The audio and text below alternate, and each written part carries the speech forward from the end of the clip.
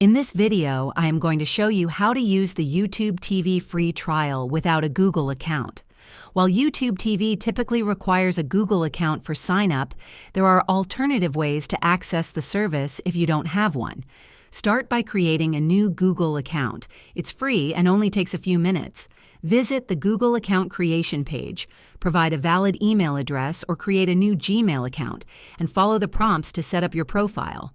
Once your Google account is ready, go to the YouTube TV website or app and sign up for the free trial using this account. If you'd prefer not to use your personal email, you can create a generic account specifically for streaming services.